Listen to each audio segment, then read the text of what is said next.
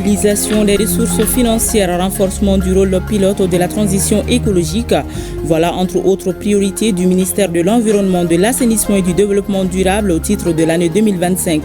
Le premier responsable du département a rencontré cet après-midi les partenaires techniques et financiers autour de ces priorités stratégiques afin d'obtenir leur adhésion. Journée mondiale de la gestion de l'hygiène menstruelle, le gouvernement à travers les ministères en charge de l'éducation nationale, de la santé et de la promotion de la femme sensibilise les responsables scolaires et les parents d'élèves. Objectif, briser les tabous autour de la question afin qu'aucune fille ne manque un seul jour d'école à cause de ses menstruations d'ici à 2030.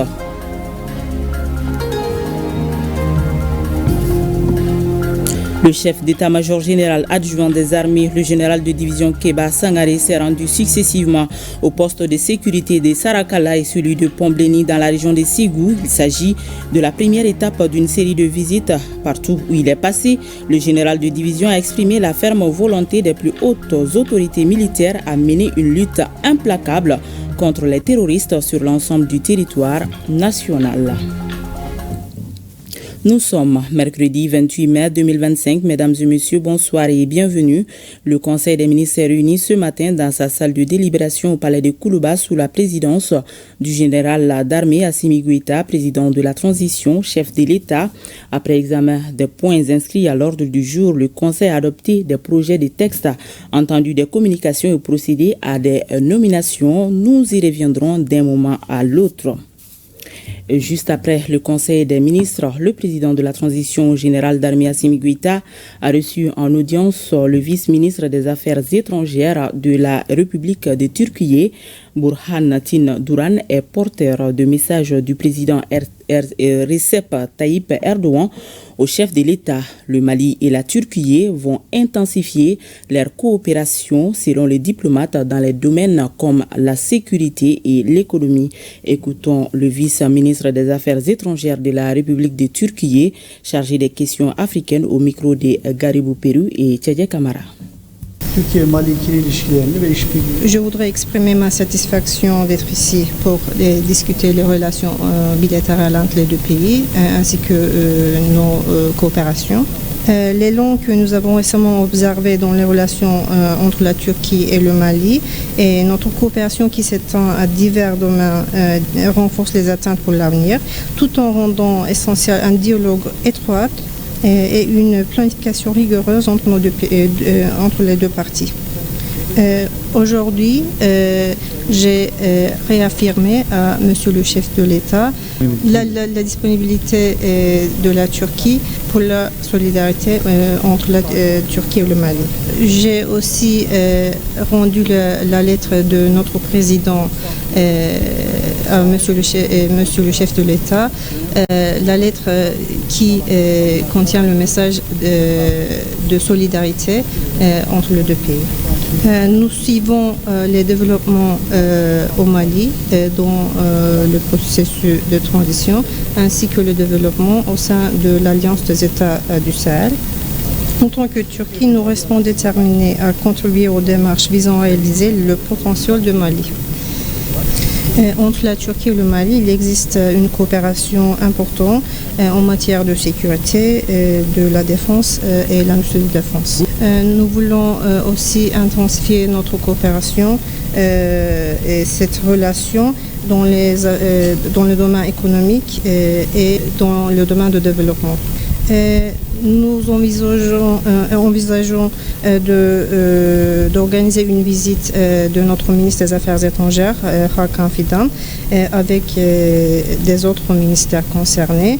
Ils vont effectuer une visite au Mali et dans le contexte de cette visite, on voudrait intensifier et améliorer davantage nos relations entre le Mali. Je suis aussi heureux de voir que Monsieur le chef de l'État avait aussi cette volonté d'améliorer davantage nos relations.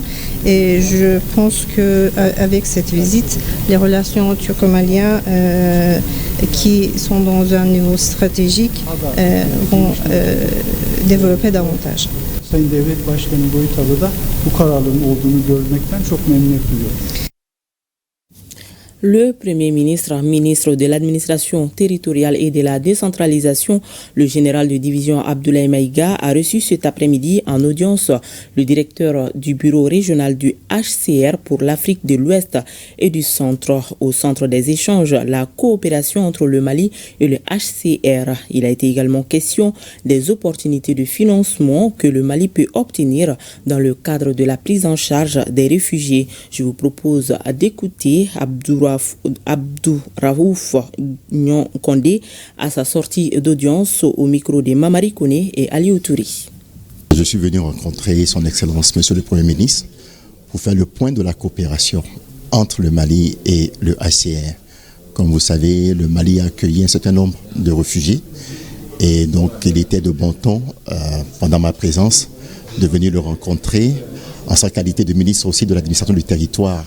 Donc il y a le ministre de tutelle donc, du HCR pour lui faire un peu le point des différents dossiers au titre de cette coopération avec le HCR. Comment se porte cette coopération? Mais elle se porte excellemment bien. Le Mali est un pays d'accueil qui reçoit les populations réfugiées, qui les accueille non pas dans des camps, mais dans des communautés. Et comme on peut imaginer, tant que les populations sont là et sont dans les communautés, à un moment donné, il faut s'assurer que l'assistance ne soit pas seulement pour les réfugiés, que l'assistance aussi puisse bénéficier, n'est-ce pas, aux populations qui les ont reçues et qui ont partagé avec ces réfugiés le peu de ressources qu'ils ont.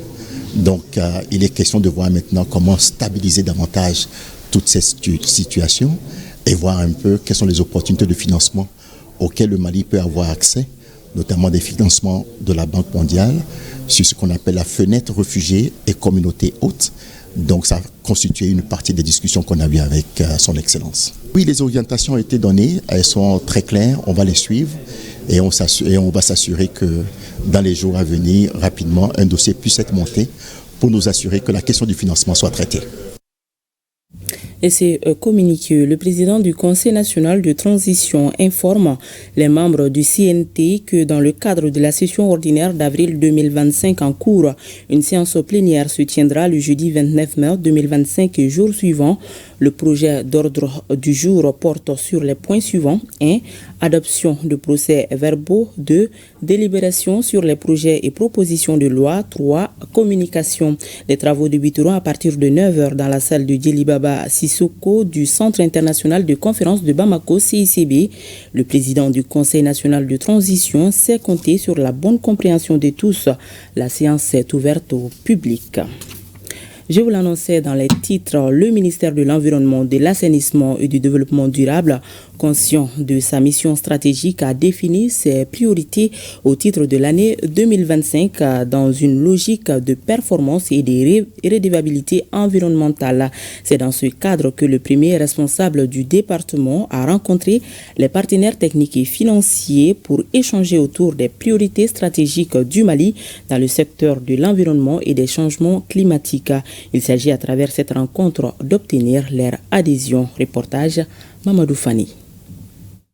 Le Mali et ses partenaires se mobilisent sur les priorités de l'État dans le secteur de l'environnement.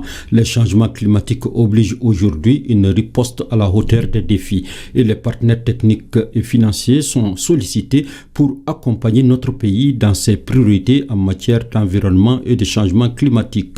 D'où cette rencontre d'échange avec ceux-ci. Cette rencontre intervient à un moment décisif pour notre pays. C'est pourquoi le MEADD a défini en début d'année les priorités stratégiques pour renforcer son rôle de pilote de la transition écologique, moderniser son fonctionnement et améliorer l'impact de ses actions. Ces priorités s'articulent autour de réformes institutionnelles transversales pour une meilleure gouvernance environnementale et de domaines techniques à fort potentiel d'impact. Nous avons besoin de vous, partenaires engagés et sincères, pour renforcer l'efficacité collective de nos interventions. Leur faible niveau d'opérationnalisation et de cohérence recommande aujourd'hui que des actions urgentes soient entreprises pour optimiser l'accompagnement des partenaires. Au nombre de ces actions, nous pouvons citer la définition d'une feuille de route sur la manière dont les partenaires pourraient accompagner le gouvernement de manière coordonnée et efficiente dans la mise en œuvre des priorités définies dans les plans et stratégies nationaux, l'instauration de la tenue régulière de réunions conjointes afin de créer un cadre permanent d'échange, comme vous l'avez aussi tantôt rappelé, et de partage entre le département de l'environnement dont vous avez la responsabilité et le groupe thématique des PTF que nous constituons. La rencontre a permis d'avoir une convergence de vie entre le Mali et ses partenaires. Les partenaires techniques et financiers ont renouvelé leur disponibilité à accompagner notre pays. Je le disais, nous sommes mercredi. Le Conseil des ministres s'est réuni ce matin dans sa salle de délibération au palais de Koulouba sous la présidence du général d'armée Assimi Goïta, président de la transition, chef de l'État. Après examen des points inscrits à l'ordre du jour, le Conseil a adopté des projets de texte, entendu des communications et procédé à des nominations. Mahamadou Kone, bonsoir. Bonsoir, Barakissa Ouattara. Avec vous, le contenu du communiqué du Conseil.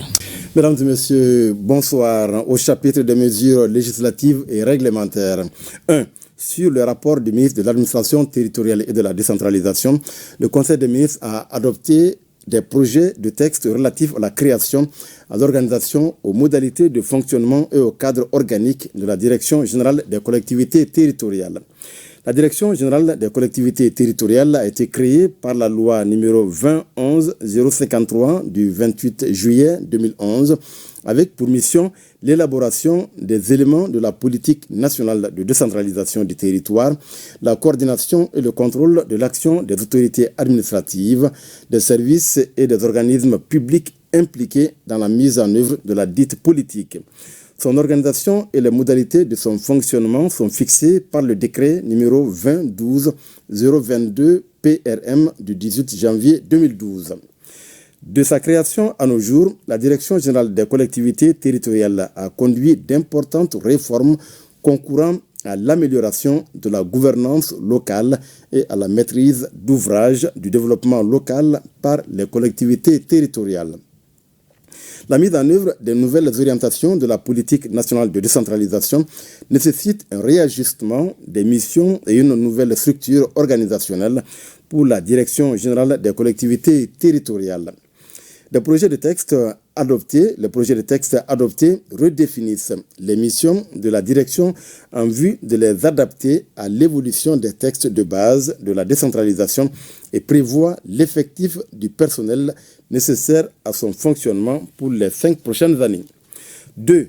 Sur le rapport du ministre de l'économie et des finances, le Conseil des ministres a adopté A. Un projet de loi autorisant la participation de l'État au capital social de la Société de raffinerie d'or du Mali. B. Un projet de décret fixant les modalités de participation de l'État au capital social de la Société de raffinerie d'or du Mali. Pour une meilleure intégration du secteur minier à l'économie nationale et l'accroissement de sa valeur ajoutée, plusieurs recommandations ont été formulées par les assises nationales de la refondation, notamment l'augmentation de la participation de l'État au capital des sociétés minières, la relecture du code minier pour augmenter les revenus de l'État, la création d'une société d'État d'exploitation minière, la réalisation d'une raffinerie nationale pour contrôler la production d'or, la traçabilité de l'exploitation artisanale pour maintenir la valeur ajoutée dans notre pays.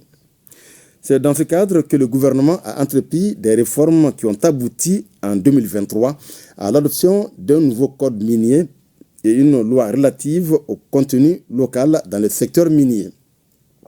La création de cette raffinerie qui s'inscrit dans cette dynamique prévoit le traitement de l'or par l'État à travers une unité installée au Mali. Pour ce faire, l'État du Mali a signé un protocole d'accord avec la société russe Yadran pour la construction et l'opérationnalisation d'une raffinerie d'or d'une capacité de 200 tonnes par an dans laquelle l'État détient une participation de 62% du capital social. Le projet de texte adopté consacre la participation de l'État au capital de la Société de raffinerie d'or du Mali. C. un projet de décret portant institution de la vérification documentaire préalable des marchandises à l'importation et leur scanning à l'arrivée.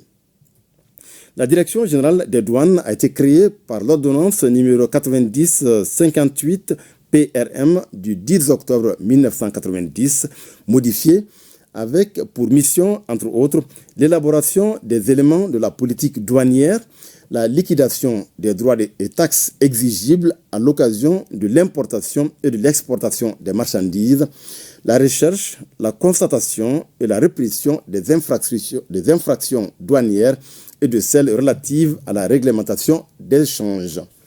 Le décret numéro 20-22-05-17 PTRM du 1er septembre 2022, fixant son organisation et les modalités de son fonctionnement, prévoit un centre d'expertise technique dont les missions sont la vérification documentaire préalable des marchandises avant l'importation, les activités du scanning, l'analyse des risques.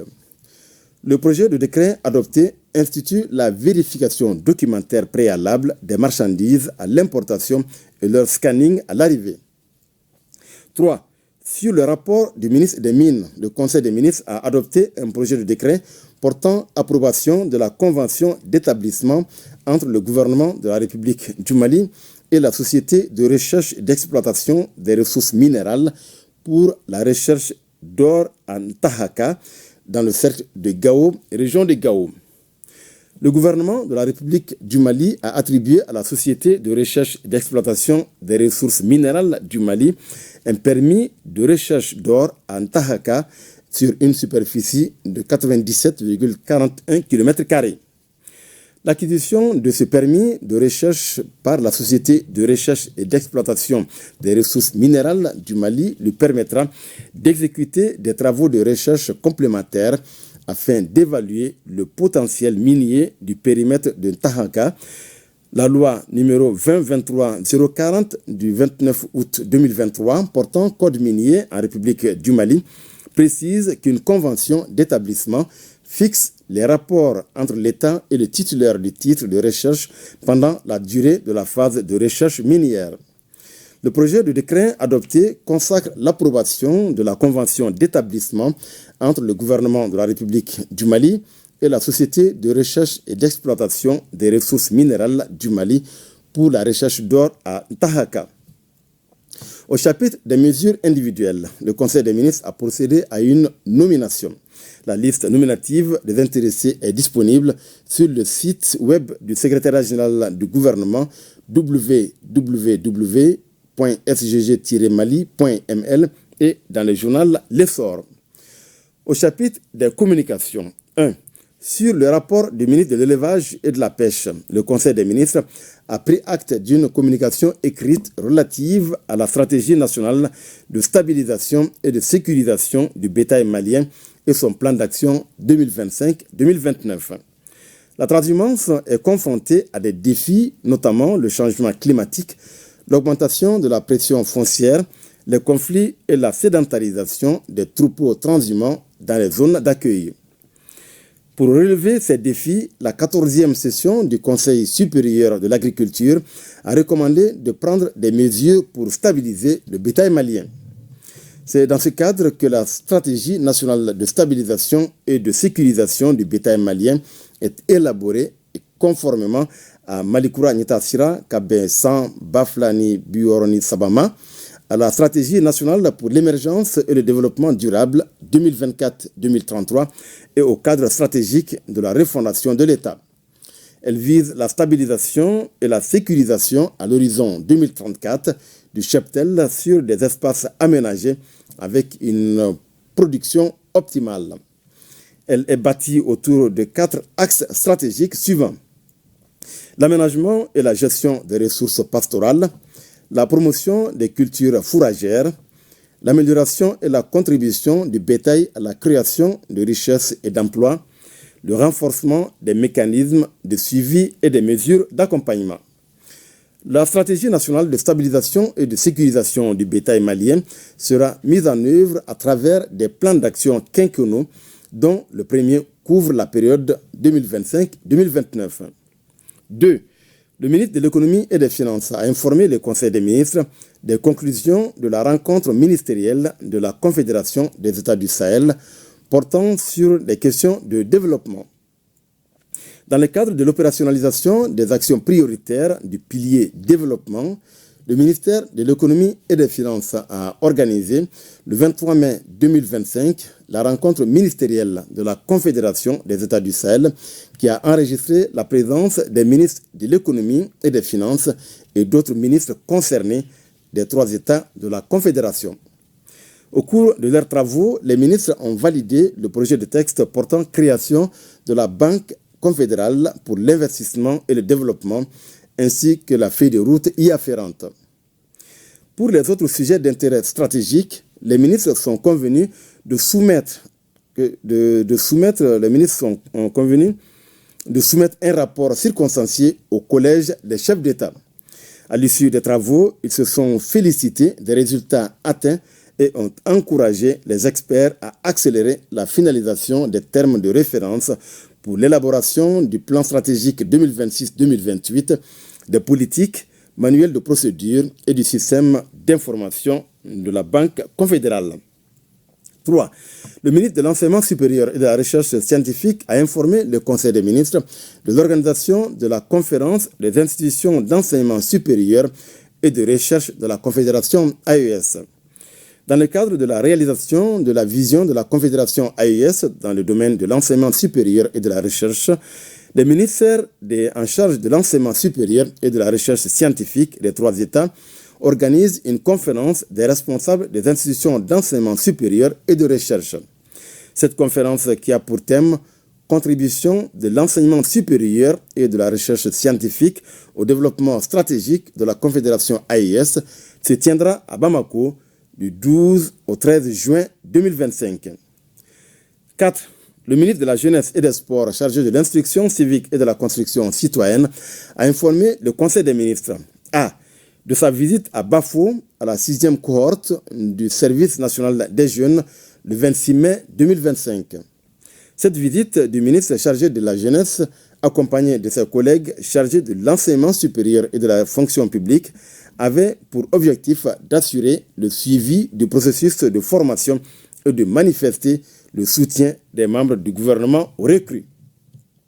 Le programme de la visite a porté, entre autres, sur la revue des troupes, des séances de démontage et de remontage des armes, une démonstration de close combat et une séance de restitution des cours théoriques portant notamment sur le règlement du service dans l'armée ainsi que l'appellation de grade militaire. Dans leur message, les ministres ont exhorté les recrues à plus d'abnégation, de discipline et de don de soi pour achever avec succès leur formation. B. De sa mission au Burkina Faso du 21 au 23 mai 2025. Cette mission a été l'occasion pour le ministre de la Jeunesse et des Sports, chargé de l'instruction civique et de la construction citoyenne, de saluer les efforts déployés par le gouvernement burkinabé en vue de préserver l'héritage de ces figures emblématiques et de raviver l'esprit patriotique et civique des jeunes générations. Elle lui a également permis d'échanger avec ses homologues des actions futures à mener dans le cadre de la Confédération AES, notamment l'organisation des prochains Jeux de l'AES. À la fin de la mission, les ministres chargés de la Jeunesse et des Sports ont été reçus en audience par le Premier ministre, chef du gouvernement du Burkina Faso, qui les a exhortés à mutualiser leurs efforts afin de faire de la jeunesse le moteur de la dynamique de libération en cours portée par les 3 chefs d'État de la Confédération AES. C. De l'organisation de la 81e édition du Grand Prix de la Nation en hippisme le 1er juin 2025. Le Grand Prix de la Nation en hippisme organisé par la Fédération malienne d'hippisme et des sports équestres en collaboration avec le ministère de la Jeunesse et des Sports chargé de l'instruction civique et de la construction citoyenne est un événement majeur de la saison sportive de la dite fédération. Il joue un rôle primordial dans la promotion du sport équestre. Cette 81e édition sera marquée par les épreuves de saut d'obstacles, les courses de demi-crack, de crack et de super-crack. D. de l'organisation de la 64e finale de la Coupe du Mali de football. La 64e finale de la Coupe du Mali de football opposera le stade malien de Bamako au Djoliba AC le 31 mai 2025 au stade du 26 mars. L'organisation de cette finale par la Fédération malienne de football, en collaboration avec le ministère en charge des sports, est une occasion pour lancer un appel à la mobilisation sociale pour la paix et le vivre ensemble. 5. Le ministre de l'Industrie et du Commerce a informé le Conseil des ministres des conclusions de sa mission au Niger. Une délégation malienne conduite par le ministre de l'Industrie et du Commerce a séjourné à Niamey, au Niger, du 14 au 17 mai 2025. Cette mission avait pour objectif de mettre en place un mécanisme régulier, stable et sécurisé à court, moyen et long terme d'approvisionnement des régions du nord du Mali en hydrocarbures. La délégation malienne, au cours de son séjour, a été reçue en audience par le Premier ministre, ministre de l'Économie et des Finances, chef du gouvernement du Niger. Elle s'est également entretenue avec les ministres nigériens chargés de l'industrie et du commerce, du pétrole, des transports et de l'aviation civile. 6. Le ministre de l'Environnement, de l'Assainissement et du Développement durable a informé le Conseil des ministres de la tenue de la 26e édition de la quinzaine de l'environnement. Depuis 2000, notre pays s'est engagé dans l'organisation d'une quinzaine de l'environnement qui se déroule entre la Journée mondiale de l'environnement et la Journée internationale de lutte contre la désertification et la sécheresse en vue de faire progresser l'action en faveur de la protection de l'environnement. Les thèmes retenus pour cette 26e édition sont mettre fin à la pollution plastique mondiale pour la Journée mondiale de l'environnement célébrée le 5 juin 2025 et restaurer les terres, exploiter les opportunités pour la Journée internationale de lutte contre la désertification et la sécheresse célébrée le 17 juin 2025. La cérémonie de lancement de cette 26e édition de la quinzaine de l'environnement est prévue pour le 12 juin 2025 dans la région de San. 7. Le ministre de l'Élevage et de la Pêche a informé le Conseil des ministres du lancement de la 17e édition de l'opération de vente promotionnelle d'ovins à l'occasion de la fête de Tabaski 2025.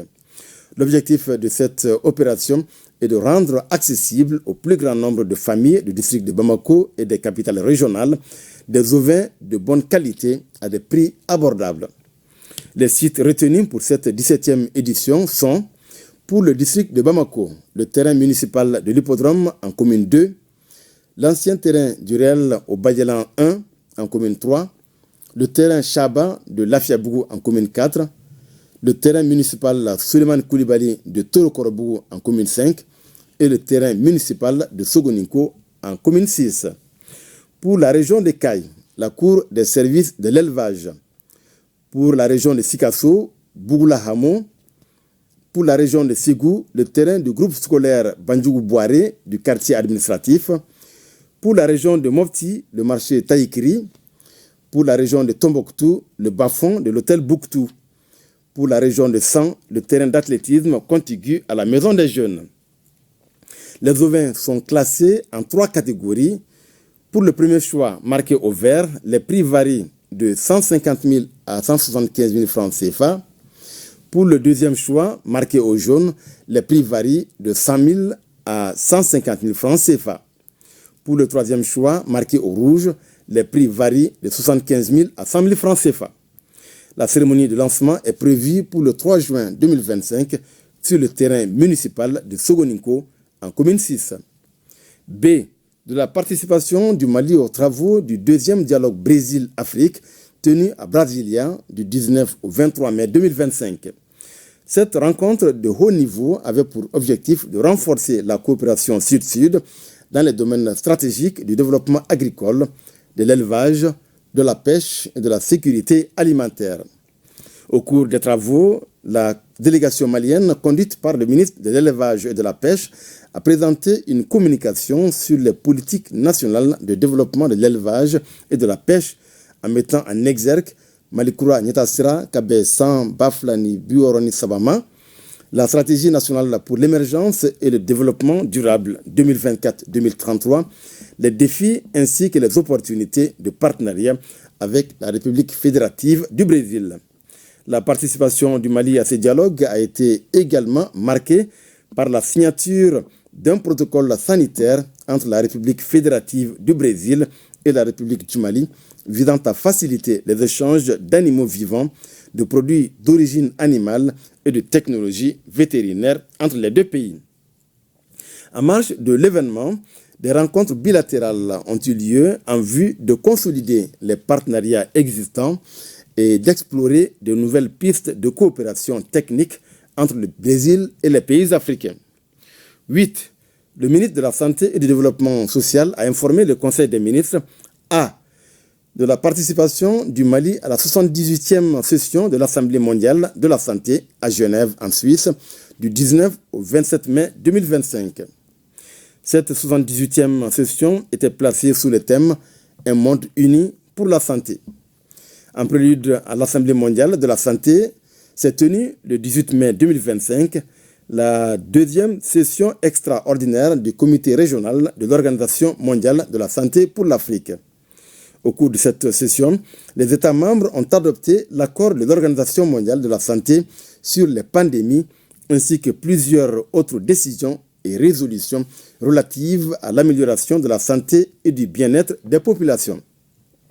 En marge des travaux, le ministre de la Santé et du Développement social a rencontré les ministres de la Santé de la Confédération AES pour échanger sur les préparatifs d'une rencontre prévue à Niamey, au Niger, du 2 au 4 juin 2025 sur le renforcement de la collaboration dans le domaine de la santé. B. De la situation épidémiologique du pays, marquée notamment par une diminution du nombre de cas confirmés de dengue comparé à celui de la semaine écoulée. Le président de la transition, chef de l'État, a cependant appelé la population au respect strict des mesures de prévention et de lutte contre les maladies. Voilà, Barakissa Ouattara, ce qu'il fallait retenir du contenu du communiqué du Conseil des ministres de ce mercredi. Merci bien, Mahamadou Koni. Apprendre la gestion de l'hygiène menstruelle aux filles est un droit pour elles. Et en cette journée mondiale de la gestion de l'hygiène menstruelle, le gouvernement, à travers les ministères en charge de l'éducation nationale, de la santé et de la promotion de la femme, sensibilise les responsables scolaires et les parents d'élèves sur la question. Objectif, briser les tabous et promouvoir un dialogue direct autour des menstruations. C'est là pour qu'aucune fille ne manque un seul jour d'école à cause de ces menstruations d'ici à 2030. Reportage Abibatou Koyan Diakité et Alkaou Traoré. Les cycles menstruels comptent en moyenne 28 jours. Les règles durent environ 5 jours par mois et le mois de mai étant le 5e mois de l'année, la journée mondiale de l'hygiène menstruelle est donc célébrée le 28 mai de chaque année depuis 2015 au Mali et partout dans le monde pour briser les tabous et faciliter la communication sur ce sujet sensible. Le thème national de l'édition 2025 est « Ensemble pour la promotion de l'hygiène menstruelle en milieu scolaire et communautaire ». Le but de la célébration de l'hygiène menstruelle est de rompre le silence et de diffuser les informations pour permettre à la communauté en général et la communauté scolaire en particulier de communiquer et d'échanger sur l'amélioration de la gestion menstruelle. Elle est aussi une opportunité pour interpeller les décideurs afin d'améliorer les infrastructures sanitaires en milieu scolaire, dans les milieux publics, dans le but d'augmenter la fréquentation des filles, leur participation, leur maintien à l'école, même pendant les règles. Selon les données du programme de suivi conjoint OMS-UNICEF JMP 2021, seulement 30% des écoles au Mali disposent de latrines améliorées séparées pour les filles et les garçons. Aussi, 70% des établissements scolaires n'ont pas accès à un point d'eau amélioré. Sans oublier que ce sont les filles et les femmes en situation de handicap qui paient le lourd tribut. Notons par ailleurs que des efforts sont fournis pour faire bouger les lignes. Avez-vous une connaissance de ce que vivent plus de 2 millions de personnes, des filles et des femmes en période de menstrues, les difficultés à se payer des protections hygiéniques, les produits antidouleurs, les difficultés d'accès à l'eau et à des sanitaires adéquats. Le manque d'accès à l'eau potable à des installations sanitaires adaptées aux produits de l'hygiène menstruelle dans les écoles peuvent conduire les filles et les femmes à utiliser des stratégies d'adaptation dangereuses qui compromettent leur santé, leur sécurité et les empêcher de profiter des possibilités d'égalité de chance. Des avancées significatives ont été réalisées. L'intégration de la gestion de l'hygiène menstruelle dans le plan stratégique national eau, hygiène et assainissement à l'école en 2022 a hissé cette question au rang de priorité nationale. Le gouvernement, avec l'appui de ses partenaires, a élaboré et a mis à disposition des outils pratiques pour la gestion de l'hygiène menstruelle. Des sessions de renforcement de capacités sont régulièrement organisées à l'intention des autorités scolaires et des kits d'hygiène sont désormais distribués dans plusieurs établissements. Cette année, c'est le groupe scolaire public du quartier de Sabalibougou dans le 5e arrondissement du district de Bamako qui a abrité la cérémonie officielle de cette célébration. Occasion pour l'UNICEF d'offrir 1000 kits d'hygiène à des centaines de filles de cet établissement. Une étape décisive dans la réforme du paysage immobilier et financier du Mali vient d'être franchie. Il s'agit du lancement de la société de gestion des immobilisations hors exploitation. Ce lancement symbolise la volonté des autorités publiques à agir de manière concrète, pragmatique et durable pour créer un cadre de croissance plus inclusif et mieux régulé. Reportage Daouda Kouni. Le secteur immobilier malien connaît depuis plusieurs années une croissance soutenue, porté par une urbanisation accélérée, une démographie dynamique et un besoin croissant en logement, infrastructures commerciales et industrielles. Face à ce constat, l'État malien, en partenariat avec les acteurs du secteur financier, lance officiellement la société de gestion des immobilisations hors exploitation. Il s'agit pour les institutions financières de se défaire de leurs actifs non productifs tout en récupérant une partie de leur investissement à travers cette société. La présente cérémonie constitue l'aboutissement d'une idée qui a germé depuis 3 décennies environ. Celle qui ambitionnait de mettre en place une structure de défaisance, diront certains, au sein de laquelle seraient logées selon des modalités à définir les immobilisations hors exploitation des établissements de crédit à l'effet de les gérer, c'est-à-dire leur mise en valeur et leur commercialisation. La justification tenait à 2 préoccupations majeures. 1. Contenir le poids grandissant des IHE dans le bilan des établissements financiers dans un premier temps. 2. Permettre le respect par ceux-ci d'une disposition de la réglementation prudentielle édictée par la Banque centrale dans un second temps. Cette initiative illustre parfaitement la synergie entre secteur public et secteur privé au service du développement économique. En apportant une réponse structurée et concertée à la problématique des immobilisations hors exploitation, nous nous dotons d'un levier stratégique essentiel pour l'assainissement et l'optimisation de nos bilans. Notre ambition est claire, bâtir un environnement bancaire plus robuste, plus transparent et résolument tourné vers l'avenir. La société de gestion des immobilisations hors exploitation ambitionne de devenir un acteur incontournable de la gestion patrimoniale, de la valorisation immobilière et de la résilience financière du pays. À présent, le contenu de ce communiqué. Le ministre des Affaires religieuses, du culte et des coutumes, se fondant sur la délibération de la Commission nationale d'observation de la Lune, porte à la connaissance de la communauté musulmane du Mali que le croissant lunaire Zul Hijja ou Célibat Kalo n'a été aperçu dans aucune localité du pays à la date du mardi 27 mai 2025. Par conséquent, le mois lunaire Zul Hijja ou Célibat Kalo débutera au Mali le jeudi 29 mai 2025. En outre, la célébration de la fête de l'Eid el-Kébir ou Célibat est prévue pour le samedi 7 juin 2025 sur toute l'étendue du territoire national. À Ségou, le ministre de l'Agriculture a procédé lundi en début de semaine à la remise officielle des équipements agricoles et engrais aux victimes des inondations dans les différentes zones de production. Les équipements sont composés de batteuses multifonctionnelles et de motoculteurs. Reportage à Kandesila et Karamoro Traoré. 25 motoculteurs et 100 sacs d'engrais pour les populations de la région touchée par les inondations lors de la campagne agricole 2024 et 20 batteuses, 2792 tonnes d'engrais pour les zones de production.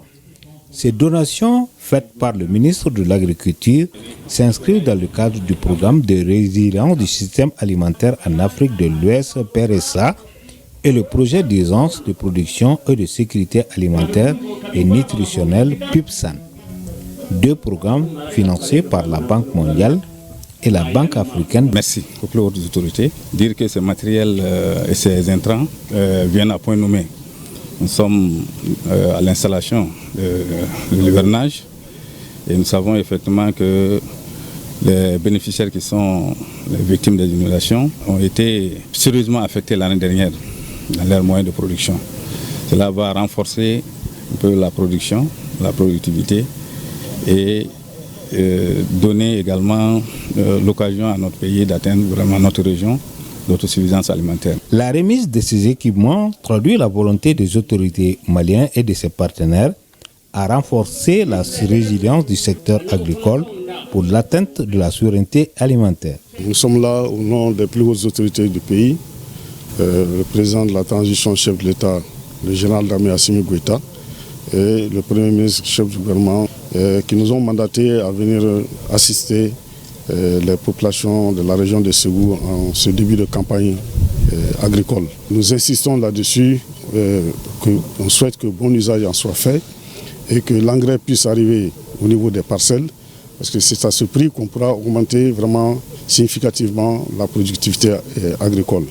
Les équipements qui sont donnés aussi, c'est batteuses, il y a des motoculteurs là-dedans, donc ça pourra aider les producteurs à non seulement alléger les tâches, à augmenter aussi le niveau de la productivité dans le champ. Toutefois, le ministre de l'Agriculture exhorte les uns et les autres à redoubler de vigilance pour la campagne qui s'annonce afin de minimiser les risques pouvant affecter le bon déroulement de cette campagne. Je le disais également dans les titres, le chef d'état-major général adjoint des armées, le général de division Keba Sangaré, a entamé une série de visites dans la région de Ségou. Cette première étape l'a conduit successivement au poste de sécurité de Sarakala et celui de Pombléni.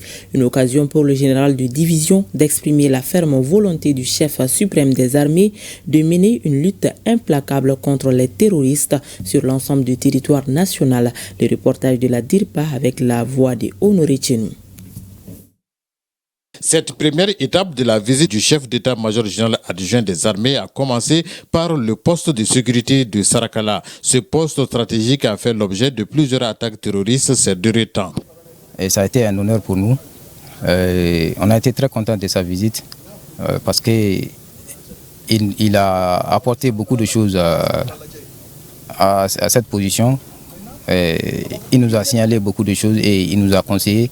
Après ce passage à niveau au poste de Markala, le chef d'état-major s'est ensuite rendu au poste de Pombléni à l'entrée de la ville de Markala. Les éléments de ce poste avaient vigoureusement riposté à une attaque terroriste en début du mois de mai. Si les chefs se déplacent pour venir à nous demander nos inquiétudes, cela peut nous réjouir davantage. Donc nous saurons désormais que nous avons des chefs qui nous assistent, qui nous accompagnent.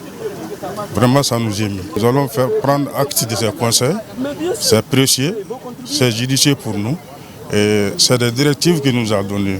Et on va les suivre. La dernière étape de cette première journée de visite du chef d'état-major général adjoint des armées a été le centre d'instruction de Markala. Après s'être entretenu avec l'encadrement, le général Sangaré a donc invité les FAMA à demeurer constamment engagés et déterminés dans la lutte contre les forces du mal. Sur instruction du chef d'état-major général des armées, c'est de venir voir comment réarticuler nos dispositifs suivant le mode d'action de l'ennemi. C'est encore une fois dire à nos troupes engagées en opération que le génie est un concept à ne pas négliger.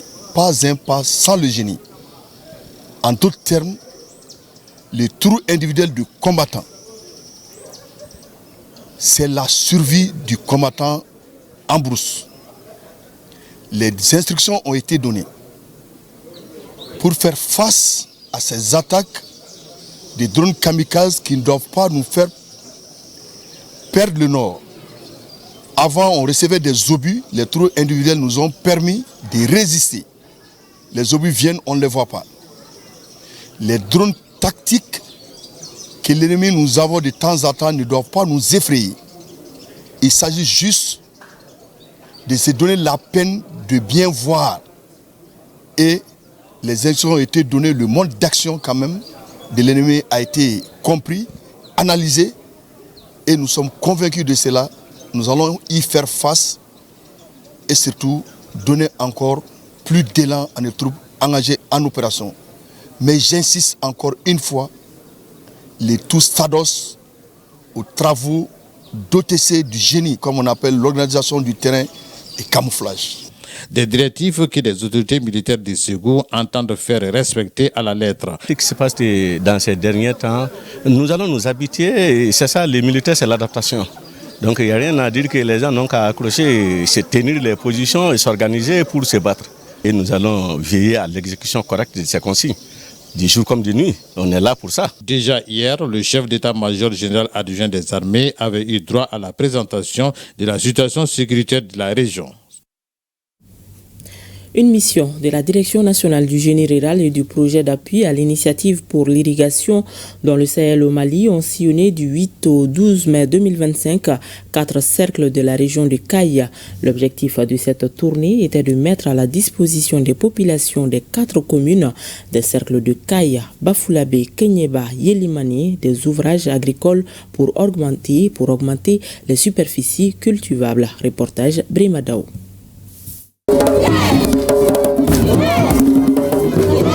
Les 4 villages bénéficiaires de ces importants ouvrages agricoles sont Djabagela dans la commune rurale de Guidimé, secte de Yelimane, Lomba dans la commune rurale de Hawademaya, secte de Kaye, Fatafi dans la commune rurale de Walia, secte de Baflabé et Yatira dans la commune rurale de Kassama, secte de Kenyeba, financé par l'Agence espagnole de coopération internationale au développement AICID à hauteur de 199 76 191 francs CFA. Ces micro-barrages ainsi que la parcelle de démonstration érigée dans la cour de la direction régionale du génie rural de Kaye permettront aux bénéficiaires d'augmenter les superficies des terres exploitables et d'accroître la production. C'est fait pour des objectifs bien définis. Ça va leur faciliter le maraîchage, ça va faciliter la remontée de la nappe phréatique, il va au moins sur leur faciliter de faire des jardins maraîchers. Donc à eux maintenant de prendre ces ouvrages-là à bras ouverts, suivre l'entretien de l'ouvrage pour quand même ça puisse profiter à leurs bénéfices. Le coordinateur national des Pays Mali a profité de ces restrictions provisoires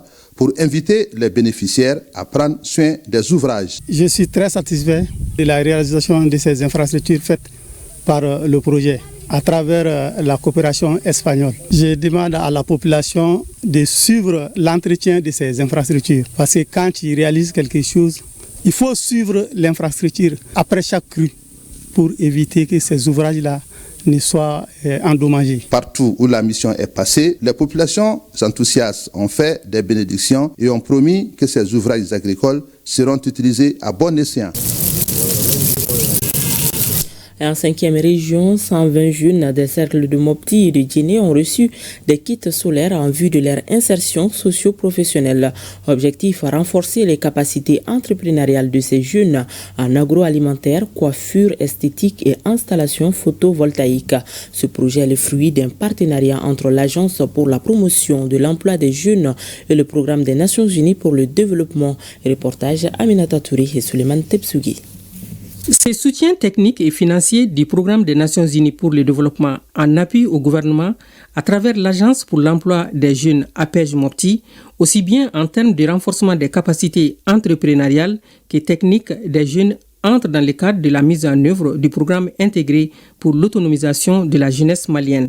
Il vise à favoriser l'autonomisation des jeunes affectés par la crise énergétique, socio-économique et sécuritaire dans les secteurs de Mopti et de Djéné d'une part, et renforcer l'employabilité des jeunes diplômés du district de Bamako et de la région de Mopti d'autre part. Les principales activités prévues ont été réalisées, à savoir les formations techniques en agroalimentaire, coiffure esthétique et l'installation photovoltaïque au bénéfice des 120 jeunes. Nous remercions l'Agence pour l'emploi des jeunes et le PNUD pour ces kits. Ce qui nous réconforte surtout, c'est la formation reçue pour mieux gérer notre entreprise. L'objectif de développement de l'APEJ est de contribuer au développement économique et social du pays à travers la mise en œuvre de la politique nationale de l'emploi et de la politique nationale de la formation professionnelle en offrant aux jeunes Maliens âgés de 15 à 40 ans des opportunités d'emploi dans les différents secteurs d'activité économique à travers l'emploi salarié et l'auto-emploi. Ces équipements divers vont permettre à des jeunes de travailler, d'employer d'autres jeunes pour essayer de booster l'économie locale. Nous osons espérer, sur la base même de la composition des bénéficiaires, dont la majorité est composée de femmes, que ces matériels seront utilisés à bon escient. La cérémonie a pris fin par la remise des kits aux 120 jeunes en agroalimentaire, en coiffure esthétique et l'installation photovoltaïque et leur dotation en kit solaire en vue de leur insertion socio-professionnelle dans les cercles de Mopti et Djéni.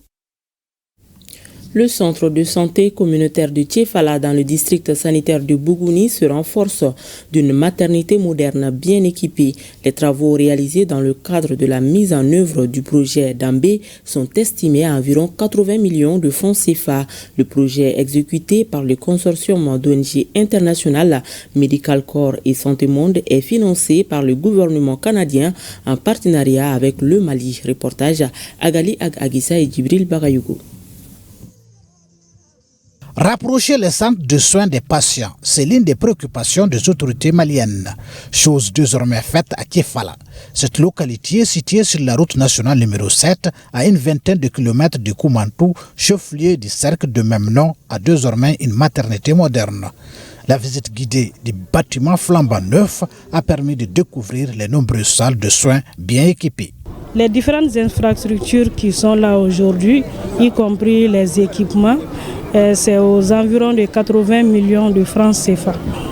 Il y a une maternité qui contient à peu près 7 salles. C'est tout un plateau technique complet pour un CESCOM moderne. Ces réalisations améliorent du coup les conditions de travail et permettent de réduire le taux de mortalité infantile et maternelle dans le district sanitaire de Bougouni. Avec l'acquisition de cette maternité, nous allons tout faire pour respecter les normes internationales. Nous comptons vraiment sur la population parce qu'il est bien vrai que les locaux répondent aux normes, il y a les personnels qualifiés, mais la fréquentation, il faut que le niveau des indicateurs grimpe. Cette nouvelle maternité permettra d'assurer une nouvelle prise en charge de la santé de la mère et de l'enfant, ainsi que des meilleures conditions pour le suivi des grossesses. Grâce à elle, la qualité des services de santé maternelle et néonatale sera améliorée. Le maire de la commune rurale de Koumantou, le représentant des chefs de village de Tchefala et celui du directeur régional de la santé de Sekasso ont mis l'accent sur la fréquentation et l'assainissement de la nouvelle maternité. Rappelons que le projet Dambé, financé par Affaires mondiales Canada, est mis en œuvre par le consortium d'ONG Santé Monde International Medical Corps. La mise en œuvre effective du programme de développement de la zone spéciale de transformation agro-industrielle de la région de Koulikoro et périurbaine de Bamako était au cœur d'une rencontre de concertation des parties prenantes autour des projets Agropole de Bankmana, un programme censé réduire l'insécurité alimentaire et créer des emplois au profit des jeunes et des femmes. Le projet accuse du retard considérable dans sa phase d'exécution. Il est soutenu financièrement par la BAD et le gouvernement du Mali à hauteur de plusieurs milliards de francs CFA. Reportage Adama Traori.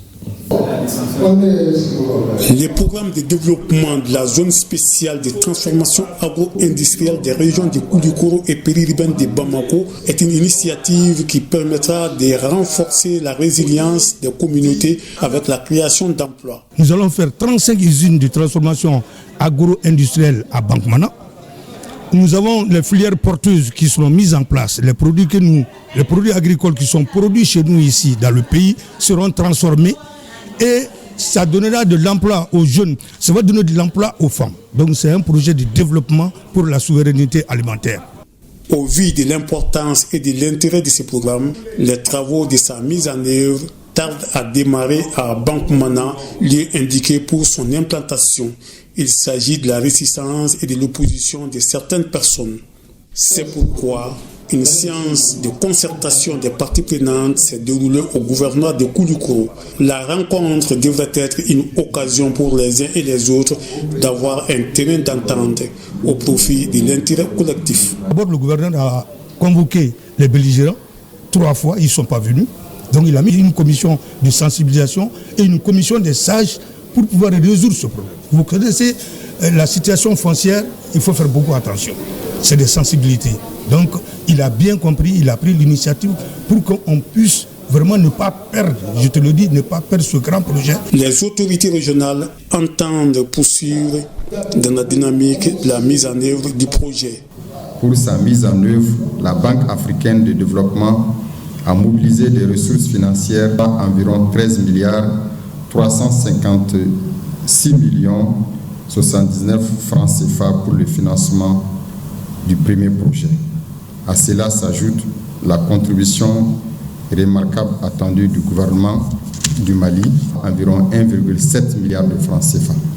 Le programme est soutenu par la Banque africaine de développement BAD et le gouvernement du Mali. Le succès attendu de l'exécution du programme de développement de la zone spéciale de transformation agro-industrielle devrait réduire les risques d'insécurité alimentaire. À Gao, les femmes et filles leaders des plateformes communautaires renforcent leurs capacités sur le genre, le leadership et les techniques de négociation. L'initiative est de la Direction régionale du développement social de Gao, compte rendu Sambaré Aïdara. Elles sont 88 femmes et jeunes filles leaders communautaires venues des communes d'Ansongo, de Wataguna, d'Intilit, de Gabero et de Bourem qui ont pris part à cette session initiée par la Direction régionale du développement social de Gao. Il s'agit pour les initiateurs de renforcer les compétences de ces femmes leaders afin qu'elles puissent jouer pleinement leur rôle au niveau de leurs communautés respectives. Durant 4 jours, nous allons échanger et inciter ces femmes à s'engager plus dans les activités communautaires. Pour cela, il va sans dire les montrer les différentes techniques de communication, de négociation. On ne peut pas parler de développement durable sans les femmes. Donc c'est pourquoi on a initié cette rencontre qui va les permettre d'acquérir des connaissances en matière de genre et leadership. Les participantes entendent être bien outillées au cours de cette session de formation. Sur la formation, mes attentes sont définir d'abord le leadership, ensuite le genre et à la fin les techniques de négociation. Les autorités régionales ont salué cette initiative qui, disent-elles, cadre parfaitement avec les politiques publiques de notre pays. L'UNICEF appuie le ministère de la Santé et du Développement social dans l'établissement d'un mécanisme efficace d'institutionnalisation du genre. Ce mécanisme s'appuie sur la volonté politique du Mali de mettre en œuvre le schéma d'institutionnalisation du genre adopté par le Conseil des ministres de l'UMOA en juin 2022. Celui-ci prévoit plusieurs actions telles que des audits de genre, l'intégration du genre dans les politiques sectorielles. Cette activité exécutée par la Direction régionale du développement social de Gao est financée par l'UNICEF. Ce mercredi 28 mai s'est tenu dans un hôtel de la place la table ronde de restitution du rapport « Écoutez les voix du Sahel ». Organisée par le réseau Les L du Sahel, plusieurs organisations de la société civile ont pris part à la cérémonie dans le contexte actuel du Sahel marqué par des crises multiples et multiformes. Ce rapport s'inscrit dans la continuité et la mise en œuvre de l'agenda Femmes, Paix et Sécurité, propose des solutions concrètes pour renforcer les investissements dans le secteur clé de l'éducation, de la santé, de la paix et de la justice de genre. Le point avec Fantama Manientao. Cette présente table ronde de restitution vise à créer un espace de dialogue multipartite afin d'engager les parties prenantes nationales et régionales. Elle se fixe sur des solutions concrètes pour maintenir et aussi accroître le soutien aux femmes et aux filles du Sahel. Leur mission, c'est de donner une voix aux femmes et aux filles du Sahel face aux défis qu'elles rencontrent. Les îles du Sahel sont d'abord un réseau apolitique qui existe dans les 5 pays du Sahel, dans l'Union européenne et aux États-Unis. Aujourd'hui, nous organisons une table ronde de restitution de 6 autres tables rondes que nous avons organisées en 2024 au Mali, au Burkina Faso, au Niger, en Mauritanie, au Sénégal, au Tchad et en Belgique. Ces tables rondes nous ont permis de rencontrer 150 organisations, 180 participants et de discuter ensemble des enjeux qu'il y a dans le Sahel aujourd'hui pour les femmes et notamment sur les questions de paix et sécurité. Et donc aujourd'hui, nous allons restituer les recommandations issues de ces 6 tables rondes organisées un peu partout dans le monde. La rencontre a permis de présenter les recommandations des femmes sahéliennes à ceux et celles qui décident, d'identifier ensemble des actions prioritaires et des solutions, les défis de financement afin de construire un engagement collectif durable. Dans les recommandations, l'idée pour nous déjà en tant que réseau, c'est de travailler pour accroître le financement des secteurs en lien avec les droits des femmes. Nous travaillons notamment pour accroître le financement de la lutte contre les violences basées sur le genre, l'éducation des filles, la justice de genre ou encore toutes les questions de santé de la reproduction. Et parmi les organisations de la société civile féminine que nous avons rencontrées, l'une des recommandations fortes, c'était qu'aujourd'hui, face à des problèmes transnationaux, nous ne pouvons qu'apporter des réponses transnationales. Une autre recommandation, c'était adressée aux bailleurs de fonds pour qu'ils restent dans la région du Sahel pour continuer à appuyer les organisations, pour continuer à assister les populations. Notons que les ailes du Sahel est un réseau apolitique et transnational de femmes engagées provenant du Sahel, de l'Union européenne et des États-Unis. Elles se sont mises ensemble pour faire entendre les voix des femmes et des filles du Sahel dans les espaces de décision qui les concernent. Et ce communiqué, le ministre de la Justice et des Droits de l'Homme, garde des Sceaux, a l'honneur de porter à la connaissance des invités que la cérémonie d'ouverture de la première rencontre des ministres chargés de la Justice de la Confédération des États du Sahel, AES, placée sous la présidence du général de division Abdoulaye Maïga, Premier ministre, chef du gouvernement, le jeudi 29 mai 2025, aura lieu à 11h au lieu de 9h, comme initialement prévu à l'hôtel Radisson Collection, ex-Sheraton. Vous vous souvenez certainement, une remorque transportant un bulldozer s'était immobilisée sous l'échangeur multiple du rond-point de la cité administrative. Un blocage qui avait causé une entrave à la circulation ayant pour corollaire l'augmentation des risques d'accident de la route. Le tribunal de grande instance de la commune 3 du district de Bamako s'est saisi de l'affaire et le conducteur a été placé sous mandat de dépôt. S'agissant de son procès, il est prévu pour le 29 juillet prochain. Le substitut du procureur Mahamadou Koulibaly nous donne plus de détails. Il est au micro de Tchemoko Konati. Dans la nuit du samedi 24 mai 2025, aux environs de 23h, nous avons été avisés du fait qu'il y a un Porsche effectivement qui s'était immobilisé sous l'échangeur pendant qu'il quittait le rond-point Kwame Nkrumah en destination de la cité ministérielle. À chaud, nous avions instruit au commissaire du commissariat de Dravela-Bolibana d'ouvrir tout de suite une enquête et de nous faire parvenir dans les meilleurs délais le procès verbal d'enquête préliminaire. L'interpellation du conducteur qui était le seul maître à bord était à la limite pas très recommandée. Du coup, il a pu assister les techniciens, en espèce les militaires du génie, les éléments du génie militaire, si vous voulez, qui sont venus finalement les aider à pouvoir extirper le porte-char qui portait un caterpillar du dessous, bien évidemment, et de l'échangeur. Et ce qui est clair, c'est les faits qui nous intéressent et les faits objectifs. Et eu égard aux circonstances, en tout cas, et de ces faits-là, sur cet accident-là, nous avons jugé nécessaire d'engager des poursuites concernant le conducteur du véhicule. Et c'est pourquoi depuis hier, il a été placé sous mandat de dépôt par le parquet du tribunal de grande instance de la commune 3. Et pour diverses infractions, en espèce arrêt stationnement interdit, mise en danger de la vie des usagers de la circulation, et également défaut de maîtrise, sans oublier, si vous voulez bien, l'entrave à la circulation routière sans autorisation et légitime. Donc voilà les quelques infractions et qu'on a pu retenir contre le conducteur conformément aux dispositions pertinentes non seulement du code pénal, mais également du décret numéro 2023-0509 du président de la transition de la République du Mali en date du 12 septembre 2023. Et la date d'audience a été fixée au 29 juillet 2025 à 9h au tribunal des Sillons.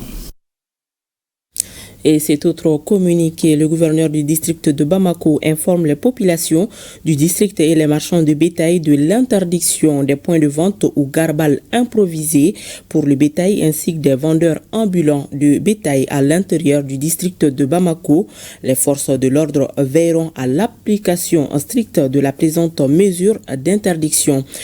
Tout contrevenant sera sanctionné conformément à la réglementation en vigueur. Le gouverneur sait compter sur la bonne compréhension de toutes et de tous. Votre magazine 52 minutes pour savoir fait un gros plan ce soir sur deux marchés historiques et spécifiques. Woninda, le marché des légumes, et Sougunikura, le marché des tubercules et de la friperie. Un deuxième numéro qui reçoit comme invité Madame Sidibé Farmata Traoré, directrice de la régie des marchés du district. Nous vous proposons un extrait de ce deuxième numéro. C'est une présentation de Sira Bachili et une réalisation de Imon Frissanou et de Adama Diakité. Bienvenue à votre magazine de grands reportages. Pour ce deuxième numéro, nous vous amenons au marché faire des achats de légumes ici à Woninda ou encore à Sougunikura pour faire des achats de friperie.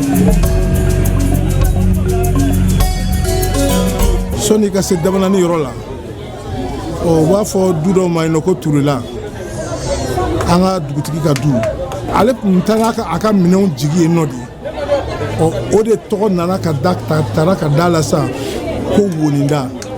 Woninda bɛ cogo min a t'o yarɔ n'a daminɛ don tɛ kelen dɛ ne bɛ k'a fɔ cogo min anw de ka tɔgɔ dalen don Woninda.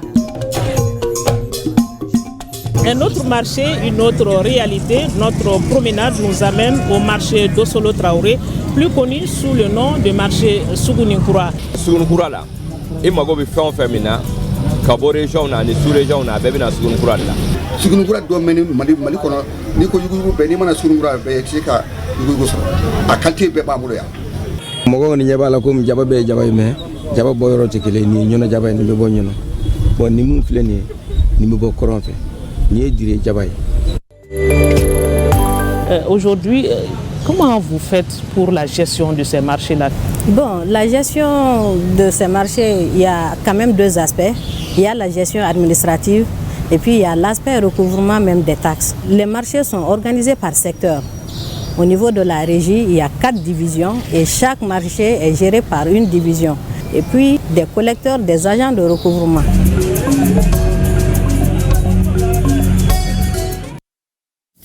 52 minutes pour savoir à suivre après Malekura Tassira 3. Et c'est ce qui met un terme à cette session d'information. Merci à vous de l'avoir suivi. À demain, même heure, s'il plaît à Dieu.